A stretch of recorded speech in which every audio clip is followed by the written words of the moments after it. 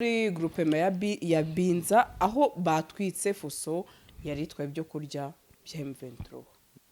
Bamwe bati nako njya mbona he navuga bati ariko M23 kicyayibayeho mutajya mukivuga twebwe tuvuga makuru sibyo marsha wa mugani umuntu ndi rubyitariza ngo umumenyesha makuru nta ro wisegura hari ko ujye gukora akazi ntambara muri Kivu yararangiye M23 yitsinze yarangije yego Beni Butembo biregeswe n'ingabo z'abagande ba deployinze yego Uvira ibyo byo guhana imbohe kwa M23 n'abarundi harimo akantu ka diplomasi tutamenya ibintu bumvikanyeho badashaka kutubwira yego ushaka gusanga M23 ifitanye kope n'u Burundi utamenya ngo imeze gute kuko urundi bajya kuganira za nshure ibintu ntabwo twari tuzize aho ngaho tuhazigame ntabwo turi shuwa yego ibyo rero bidakemuka ngiye kuvuga nabo mbabarira ibyo bidakemuka bizagaragara ko FDL yinjiye muri M23 kurusha M23 yinjira muri kurusha ko M23 yinjira muri FDL kugira ngo yisenye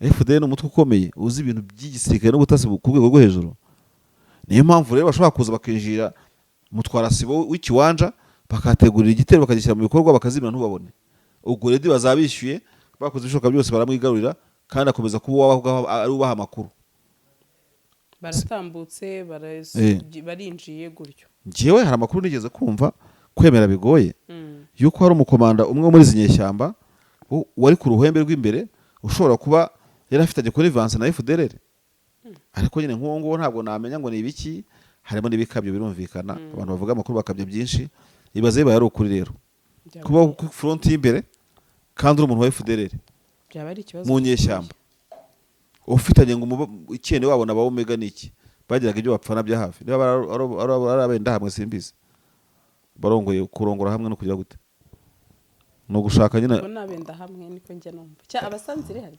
ibintu nk'ibyo ni nk'ibyo ubwo se bazi ko tutabizi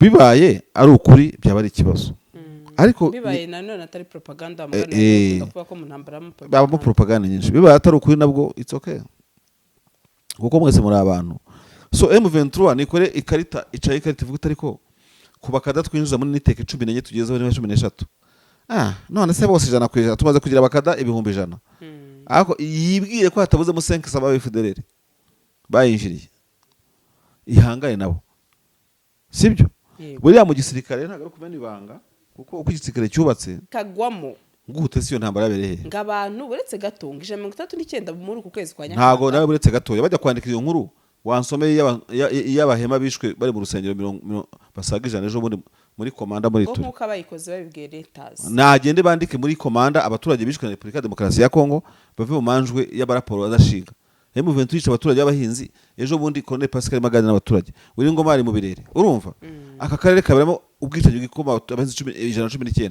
itanga tukabiyoberwa twebwe letazi niri hafi kuturusha ikibazo M23 se mu byukuri ntabwo ugenda mu bintu by'amoko sindi mu discriminateur mu bintu nk'ibyo ngibyo M23 bareje basanga ni ikwiye kwibasira nta bahutu ba muri M23 muri Kongo by'amoko barabivuga urumva ari abanyanga babamo urumva ari abatemba babamo ari abandande ba muri M23 bashyira agapira hasi bareka ibyo ngibyo n'ikibazo M23 ifite rero izakora agatendo gashobora kugera ku bushobozi bw'abo bantu ariko nta gihugu ifite nta nigira igenga iracyabarwa muri Kongo ibibagwa muri FARDC ifite ibibazo biri hariya gusa hari akantu kinjira kakabolete magic kinjira iwawe aravuga ati nako karahagije agahita heruka avuga ngo urumva ngo sinabihagaraho sinabishingiraho ngo nta kuri bifitiye kandi gateranya amaze guteranya umuryango wawe abangaba bafite leta Thomson n'ikigo cyenda kurenza imyaka 100 gikora itangazamakuru basenye ibihugu za Iraq bavuga ko bafite za nuclear ntazo babonye urumva yego bacuritse amakuru bagira gute buri kimwe cyose turabaza abangaba bageze kuri M23 rero ujye witondera abanditsi niyo bavuga abanyamakuru n'abanditsi genda umwanditsi ubundi w'inkuru ndende buriya nubwo ujye ubona mvuga ibi ngibi izi modoka zuzuye imihanda haba miyawe ikibazo niye hize uzayigurira barakubesha abakubwira ko gutumiza imodoka bigoye nta gihe na kimwe gutumiza no kugura imodoka byoroshye nk'ubu hamwe na Gugaga Cars kompanyi yonyine wabaza imodoka y'inzozi zawe na spare parts zazo ku giciro gito bagufitiye imodoka nziza za Kia Sportage, Kia Niro, Kia Sorento, Kia K5, Kia K7, Toyota Prius, Toyota Camry, Toyota RAV4, Toyota Corolla Altis Toyota Vios na Toyota Yaris. Aha ntibigusaba kumena banki, wanabatuma ku ruganda mu minsi mike cyane imodoka y'inzozi zawe ikakugeraho. Bahamagare cyangwa ubandikire kuri 0780 50 79 30 cyangwa 0788 32 66. Uranabandikira kuri mail yabo ni gugagacars@gmail.com. Wanabasanga i Nyarugenge mu nyubako ya GF Plaza floor ya 4 room ya 6. Gugaga Cars, buy and ship your dream cars. twumva ko FDLR igomba gucika muri iki gihugu cya Kongo. Ariko kugeza kuri uyu munsi aho muri Rucuru warwanya FDLR abazarendo bakomeje gukora ibikorwa by'urugomo. Ndetse aho muri groupe ya Binza aho batwitse fuso yari itwaye ibyo kurya bya M23. Bamwe bati nako njya mbona he navuga bati ariko M23 kicyayibayeho mutajya mukivuga, twebwe tuvuga amakuru sibyo marsha wa mugani umuntu ndi rubyitariza ngo umumenyesha amakuru ntawe wisegura ariko wewe ujye gukora akazi. Oya nabonye ushize avuga ko se ko M23 mutavuga ngo ibyayibayeho ngo nyine iyo twabimenye turabivuga. Nkibaza kugeza iyi saha imodoka ngo bakaba barayiteye ibisasu ndetse zikaba zikomeje gusatira centre ya Kiwanja. Nkibaza izi saha niba M23 FDLR umunsi ku wundi irazihashya ariko bakaba n'ubundi bakigabaho ibitero.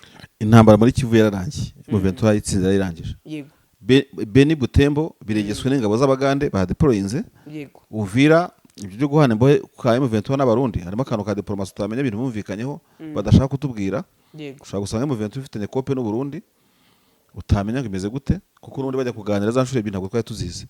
Aho ngaho tuhazigame ntago turi shuwa. Yego. Muri Kivu zombi ku butaka bwose uzibwa ngo Kivu zombi intambara yanyu yararangiye nta CFDL yakora kuri Kiwanja sibyo.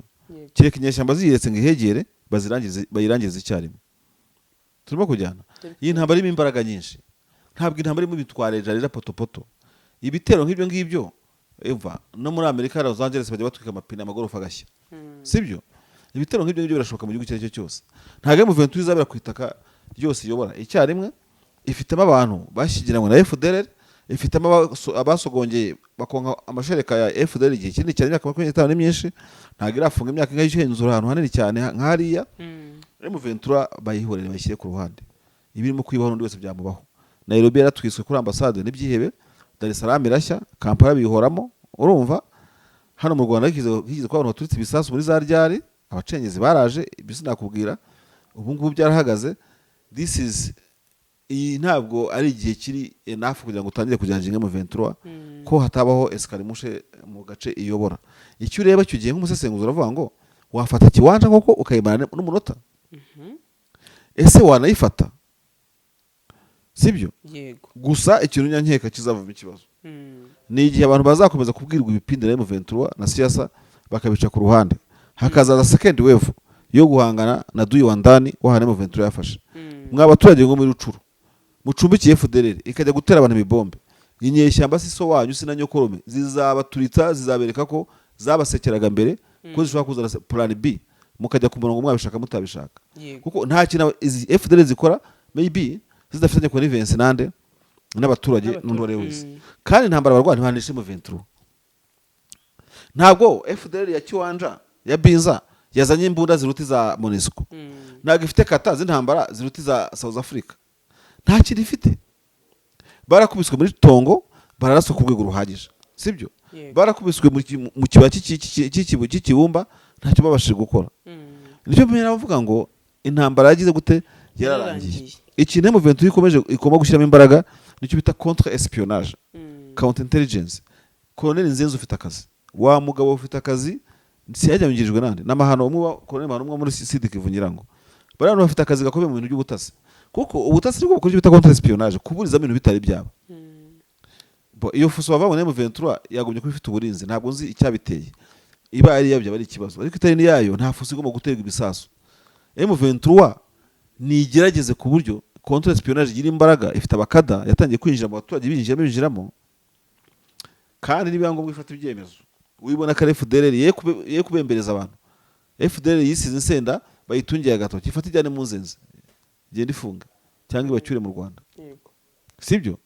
Ariko bigira nk'abafurere abapadiri. Ntabwo siyasa ari ukwinginga umuturage ngo umubwire ibintu bimeze nko kumusigiza utuntu. Siyasa nziza ni ukubwiza umuntu ukuri. Ntuve muri conference rimwe n'abaturage utabwiye ko nihagira abantu babonekamo nyuma y'iyo nama bizaba ari ikibazo. Ariko baraho barabasekera, murasekera abaturage babanye na FDL imyaka ingana kuriya, ugasanga ari umuntu wakoraga mu company mu FDL uvuga ati ndi muri chômage nta kazi mwampaye, ushobora no kumukorera n'ubundi kibi. Ibyo rero nibidakemuka, ngiye kuvuga nawe mbabarira, ibyo nibidakemuka bizagaragara ko FDL yinjiye muri M23 kurusha M23 yinjira muri FDL kugira ngo yisenye. FDL ni umutwe ukomeye uzi ibintu by'igisirikare n'ubutasi ku rwego rwo hejuru. Niyo mpamvu rero bashobora kuza bakinjira mutwara sibo w'ikiwanja bakategurira igitero bakagishyira mu bikorwa bakazimira ntubabone. Ubwo redi bazabishyuye bakoze ibishoboka byose baramwigarurira kandi akomeza kuba ari ubaha amakuru. Baratambutse barinjiye gutyo. Njyewe hari amakuru nigeze kumva kwemera bigoye yuko hari umukomanda umwe muri zinyeshyamba wari ku ruhembe rw'imbere ushobora kuba yari afite connivance na FDL. Ariko nyine nk'uwo nguwo ntabwo namenya ngo ni ibiki, harimo n'ibikabyo birumvikana. Abantu bavuga amakuru bakabya byinshi, ibaze bibaye ari ukuri rero kuba ku front y'imbere kandi uri umuntu wa FDL byaba ari ikibazo mu nyeshyamba ufitanye ngo ikene wabo na ba Omega niki bagiraga ibyo bapfana bya hafi. Niba ari abenda hamwe simbizi barongoye kurongora hamwe no kugira gute no gushaka nyine ko nabenda hamwe niko njye numva cya abasanzire harya ibintu nk'ibyo ni nk'ibyo ubwo se bazi ko tutabizi. Bibaye ari ukuri byaba ari ikibazo, ariko bibaye nanone atari propaganda kuvuga ko mu ntambara mu propaganda nyinshi. Bibaye atari ukuri nabwo it's okay kuko mwese muri abantu. So M23 nikore ikarita icaye ikarita ivuga ariko kubakada twinjiza muri niteke 14 tugezeho ni 13. None se bose ijana kwijana tumaze kugira bakada 100,000. Ako yibwire ko hatabuze mu 5 saba FDL bayinjiriye ihangane nabo, sibyo?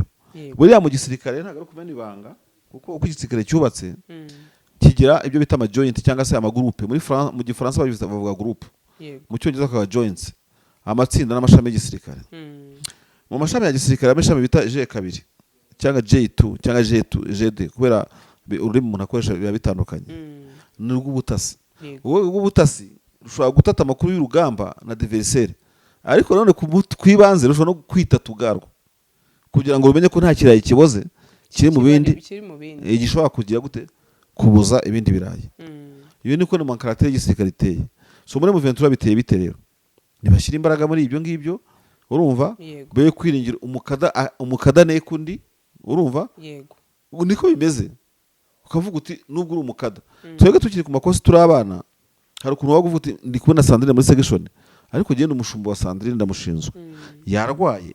Uyu munsi yaramutse neza, nanjye nkagira unshinzwe. Yavuganye nande? Nkagira unshinzwe. Kugira ngo iyo partnership ishoboke. Sibyo? Yego. So birakwiye rero ko M23 ikaza ubwo buryo. Nibira amambo numvise Bertrand Bisimwa bitangaza nimugoro bifite amahirwe yuko iri mu karere kabaye muri revolution nyinshi kandi zitize zitsindwa. Yaba ya Museveni yaba mu Rwanda yaba mu Burundi, ubona ko bagerageje kugira ikintu bageraho. Uri kumwe n'ingabo zimeze gutyo, ukagira n'abanyapolitiki bahambaye gutyo, ukajya guferinga gutese. Ni ikomere rero irwanye byinshi bishoboka, ariko franchement parlant ntabwo utubaraga twose twakwidumbukiza hariya muri Kivu zombi dushobora gutsimbura M23. M23 yafata Uvire bishaka byabaye ngombwa, yafata Butembo kuko uzibyabuji, yakwinjira muri Beni nko kugenda hanyerera. Urumva? Yego. Ni ikibazo cyuko wenda nta mugambi wo kubikora uhari, ariko he kugira abantu bibwira yuko M23 agafuka imvugo rimwe kuko nahegeze uyu munsi nta kintu yahawe ku isahani yaragiharaniye. None se Marsha wabonye raporo ya UN? Nayo nabonye. Nanone aho yavuze ngo y'impuguke za UN aho yashinja ngo umutwe wa FCM23 kwica abantu, ngo gukorera none babishyize ku rundi rwego, gukorera abasivile ivuga ko ari abahinzi b'abahutu bo muri Kongo. Urumva? Nabonye na Bertrand Bisimwa kabisa yiseze insenda aho yavuze ko bakoraho iki? Ngo bakoraho iki? Kubica iyo niyo yabivuze ku itariki ya 31 nibwo bitangaje. M23 nibishaka gushyira ubutegetsi bukomeye, nibanze ifata ijambo urumva ivuga iti ijambo ntabwo rikora muri politiki yacu, yongereho inyuguti ya na UN izikure mu nyajwi n'intu zikoresha. mbabara gato ngo usomere ibiro ntaramakuru Reuters bivuga ko bifite iyi raporo ishinja FCM23 kugaba ibitero ku bahinzi no ku bandi basivili mu burasirazuba bwa Kongo, bikavugwamo abantu 139 mu kwezi kwa Nyakanga. Bikagira gute ngo bikagwamo gute siyo ntambara yabereye ngo abantu buretse gato 139 muri uku kwezi kwa Nyakanga. ntago nawe buretse gato bajya kwandika iyo nkuru wansomeye y'abahema bishwe bari mu rusengero basaga 100 ejo muri komanda muri turi nkuko abayikoze babibwiye Reuters. nagende bandike muri komanda abaturage bishwe na Repubulika Demokarasi ya Kongo bave mu manjwe y'abaraporo adashinga. M23 yica abaturage b'abahinzi ejo bundi Colonel Pascal Magana n'abaturage uri ngoma ari mu birere, urumva aka karere kaberamo ubwicanyi bw'ikoma abahinzi 119 itanga tukabiyoberwa twebwe Reuters niri hafi kuturusha ikibazo. M23 se mu by'ukuri ntabwo njya mu bintu by'amoko, sindi mu discriminateur mu bintu nk'ibyo ngibyo. M23 bareje basanga ni ikwiye kwibasira nta bahutu ba muri M23 muri Kongo iby'amoko barabivuga, urumva ari abanyanga babamo, urumva ari abatemba babamo, ari abandande ba muri M23 bashyira agapira hasi bareka ibyo ngibyo. N'ikibazo M23 ifite rero izakora agatendo gashobora kugera ku bushobozi bw'abo bantu, ariko nta gihugu ifite, nta nigira igenga, iracyabarwa muri Kongo, ibibagwa muri FARDC, ifite ibibazo biri hariya gusa. Ndibona nashyiraho leta ihangana nabo ngabo itemewe, nkajya nkubwira Reuters gabanya karindi, urumva yego. So M23 jewe ko mbizi, urumva yego, akandi simbuza amakuru yo muri M23 nta intention bafite yo kuvuga ngo bagiye nese M23 n'ubwoko bumwe. Abantu baje Reuters yandika Reuters ntago ari evanjiri, ni evanjiri nemeramo bikeya, urumva uzamenyemeza byinshi nzabyizera bave kuri M23.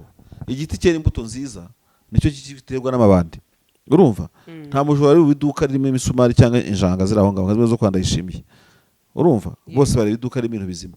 M23 akoze ibintu biti bya guverinoma Kinshasa kugeza kuri uyu munsi, urumva ibasha kugenzura Goma umujyi ungana kuriya, abaturage ntibarabura amazi, ntibarabura amashanyarazi, ntibarabura ikiriki, amashuri ariga. Bari bazi ko bayiteze iminsi bitazakunda. Ibana n'ibihugu by'u Rwanda mu buryo bwo guhana imipaka, aricyo nshaka kuvuga. Nta mabandi yari yava muri Kongo ngaze gusabota u Rwanda rutera hejuru, haba mu Kivu, mu kirere, ku butaka no mu mazi. Uganda nuko nguko abarundi bafite abana mbibe nabo hepfiriye, ntacyo bari bakure mu M23 gifatika muri iyi minsi. None bareke mu M23 itegeke, sibyo bavana amagambo aho ngaho y'amaraporo adashinga. Ntabwo warutumye nkurangiza ni bayima amatwi bajye kuvuga abantu bapfiriye muri gereza bambe mu rusengero basenga. Bertrand Bisimwa rero yabwiye Reuters ko bagiye ngo gukora iperereza kuri ibyo bivugwa muri raporo yise ibirego by'ibinyoma. Urumva Reuters bivuga ko noneho iyo yahise isa naho ibyihunjije, ngo bivuga ko urwego rwa UN rushinzwe uburenganzira bwa muntu rumaze igihe rutagira icyo rutangaza, ngo ariko rukaba ruvuze ibi. Ariko urwego rwa Loni niro rushinze Afurika, iyo UN n'iki M23 ni indagizo yabo, akasuzuguro kabo giye karanandya cyane ahantu. Ahubwo iyo baza kuvuga ibindi ngo amakuru kwihera amakuru atandukanye nayo ngayo bivugwa ko izi nyeshyamba za M23 noneho ngo amakuru none atosoye wa mugari yakure. Izi nyeshyamba ahubwo bavuga ko zagifite ukuntu mu gace ka Masisi zabangamiye abatutsi baborozi, urumva bagendaga biha amasambu, maybe wenda abantu ba FDN n'abandi bose babona atagize gute, zigiye gukosora ikibazo cy'amasambu bari bazitera amabuye bazitunga urutoki n'iki n'ibintu nk'ibyo ngibyo. Ayo makuru nta abantu bayavuga ngo bavuge ko M23 ugiye kureba wanavuga ko yego si bavuga ngo nukubangamira, ariko ko ibyikosora ibintu sibyo nabo bayitirira ngo ni bene wabo, nabo bayivumira kugera bavuga ati twari tuzi ko muje ngo dufate amasambu y'abantu bose, none muri kuvuga ngo itegeko rigene gutya na gutya na gutya, imisoro buri kimwe cyose bariho. Amakuru ntago Reuters yandika, ariko yageze aho ngaho nuko udashatse kinkwira kurangiza amashuri gusa naho bigiye kurangira gusa naho nayo ikora contradiction urampe nkuru ya contradiction ngo nyivugeho ikigiye ngo leta ariko bavuze ko ngo ibyo Donald Trump ngo ari bwo ngo batangiye gukora ngo izi raporo ngo nyuma yo kugira ngo yuko Trump atangaje ko agiye kurangiza iki kibazo cyo mu burasirazuba bwa Kongo birabareba, ngo leta zivuga ko itabashije kugenzura ibi muri raporo ngo niba byarabaye n'ibitabigenzuye republika yakubera ngo iki cyakora ngo abakoreshejwe muri yo bavuga ko umutwe wese ngo wakoresheje imbunda Sandrine abasivili. you stop there urumva umuntu ashobora kuza kureba akabona umudamu ushinguye akagenda agasanga nkubona nk'umutware wawe akavuga ati namubonye ati byavuze ko yagiye Cadillac byavuze ko yagiye hose urumva nta gukora investigation agakubita noneho icyo gihe abasenya urwawe hari akantu kinjira k'akaburete magic kinjira iwawe aravuga ati nako karahagije agahita aheruka avuga ngo urumva ngo sinabihagaraho sinabishingiraho ngo nta kuri bifitiye kandi gateranya amaze guteranya umuryango wawe abangaba bafite Reuters Thomson n'ikigo cyenda kurenza imyaka 100 gikora itangazamakuru basenye ibihugu za Iraq bavuga ko bafite za nuclear ntazo babonye urumva yego bacuritse amakuru bagira gute buri kimwe cyose turabaza abangaba bageze kuri M23 rero ujye witondera abanditsi nimavuzwa abanyamakuru n'abanditsi genda umwanditsi ubundi w'inkuru ndende buriya nubwo ujye ubona mvuga ibi ngibi mu kwandika bujya hamo karuni na kata nyinshi zitandukanye nge nkamaze ngo nagushenye nagenegeranyo ni nyinshi kuko bazi ko wenda ba Steve Wembe barekera Reuters bakabazeka tubasigira ahantu niba ntibeshye nabo baze gutekana muri M23 batavuga ngo umunyamakuru wacu yakoze ishyano ariko ishyano rero barikoze ariko na Bisimo yabivuze yababwiye ati bikwihutira gutangaza amakuru atagenzuwe nicengeza amatwara rizwi nicengeza amatwara bakoresha ku bakozi b'abanyekongo bakorera United Nations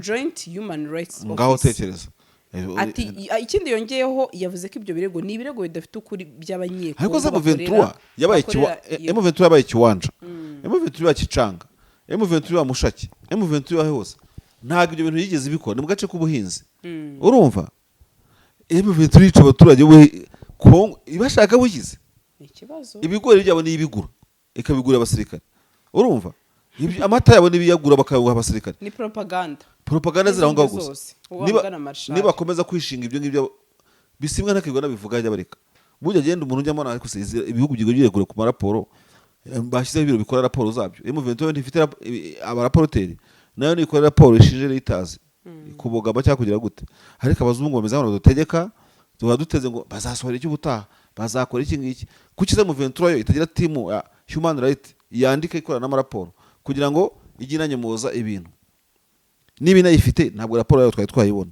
usanga n'ibihugu byacu nk'ibi bya Afrika bifite bene izo komisiyo za human right zitandika cyangwa zanakwaneka tubimenye tugashaka kureyinga ku makuru yatanzwe na Human Rights Watch Amnesty International n'ibindi bigo bitandukanye Oxfam uyisi niba duhengera turi mu ntege nkeya bazabikora M23 nk'iyo ngiyo ze Reuters kuko iyubaha irayisubije giye inkuru ntabwo bayinsubiza kuko turasuzugura turabanyafrika sibyo agasaro.com wanditse ntacyo bagusubiza ariko Reuters yavuze basubije bakatwima n'amakuru ariko twakagombye kunyomoza ibyo ngibyo kuko turi kuri tele no kuri ground yuko tubona ko ibyo bidashoboka ariko baragusuzugura bajye bahamahama gasuzugura abanyamakuru b'Abanyafrika abanyabareza bazajya baduhorera bagire kadutaje bahame hamwe Masha ndagushimiye cyane abanyagasuzuguro gusa weekend nziza urakoze cyane izi modoka zuzuye imihanda habamo iyawe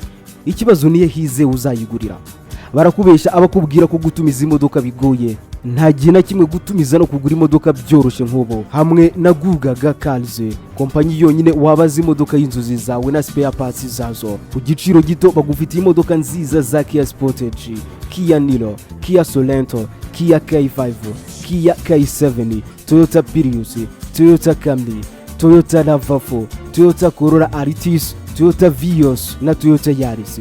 Aha ntibigusaba kumena banki, wanabatuma ku ruganda mu minsi mike cyane imodoka y'inzozi zawe ikakugeraho. Bahamagare cyangwa ubandikire kuri 0780 50 79 cyangwa 0788 uranabandikira kuri mail yabo ni gugagacars@gmail.com. wanabasanga i Nyarugenge mu nyubako ya Jeff Plaza floor ya 4 room ya 6.